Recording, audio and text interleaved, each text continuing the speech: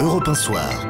18h49, tout de suite la gueule de l'emploi avec vous Nicolas Poincaré. Oui, la gueule de l'emploi avec David Abiker surtout. Bonsoir David. Salut à vous Nicolas. Vous nous parlez du monde du boulot, de l'univers du travail tous les soirs et ce soir de la fin du salariat. Et on va parler d'un livre, mais avant je vais vous montrer quelque chose. Je le montre aussi à la caméra parce qu'on est filmé dans le studio. Qu'est-ce que c'est que ça? C'est un bulletin de salaire. Nicolas, regardez-le bien. Parce qu'il y en aura de moins en moins. Alors vous inquiétez pas, c'est pas le vôtre, c'est ni le mien. C'est un facsimilé que j'ai pris sur Internet. Allez, je le range et je sors le livre que vient de publier le journaliste Jean-Pierre Godard et qui s'appelle La fin du salariat. Alors je parle rarement de livres dans cette chronique, mais celui-là, à mon avis, on va en recauser, on va en reparler parce qu'il nous prédit la fin de ce à quoi on a été habitué pendant des années.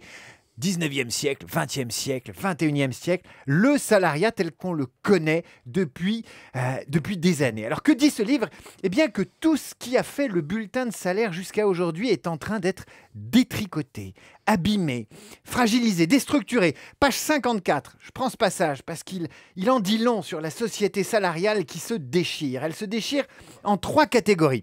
Les salariés protégés, fonctionnaires ou CDI, qui défendent d'autant plus l'État-providence qu'ils en sont les principaux bénéficiaires. Deuxième catégorie, les actifs indépendants ou mercenaires. Ce sont les libéraux, indépendants artisans, les anciens salariés reconvertis à la PME et tous ceux qui estiment que la mondialisation a déjà cassé notre système salarial.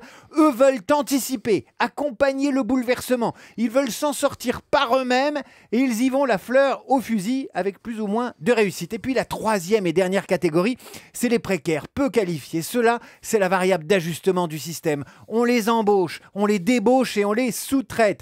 Cette page 54, Nicolas, c'est un vrai requiem pour le salarié. Pourquoi? Parce que les causes sont profondes.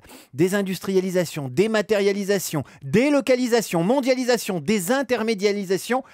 Tous ces mots barbares, ce sont des réalités qui grignotent, crac, crac, crac, crac, comme ça, jour après jour, le bulletin de salaire et la classique rémunération du contrat de travail. Et alors, face à tout cela, vous proposez de faire quoi? Ah bah alors, il y a plusieurs possibilités. On résiste, on entre en lutte et on ne touche pas aux acquis, on ne touche pas à l'existence, c'est la méthode syndicale. Deuxième méthode, on saute à pieds joints dans la mondialisation. Mais alors là, c'est chacun pour soi. Le mot d'ordre, c'est pas indignez-vous, c'est débrouillez-vous. Et enfin, troisième option, on cherche les solutions consensuelles, collectives, mais c'est long, on tâtonne et on rame surtout. On rame parce qu'il n'y a pas la croissance. Sarkozy, travailler plus pour gagner plus. Bof, bof. Aubry, travailler moins pour partager le travail. Bof, bof. Rocard, encore dimanche dernier dans le journal du dimanche. Travailler moins mais plus longtemps. Ça se tente. Et je parle pas des Cassandres. Travailler plus longtemps et pour gagner moins qu'avant.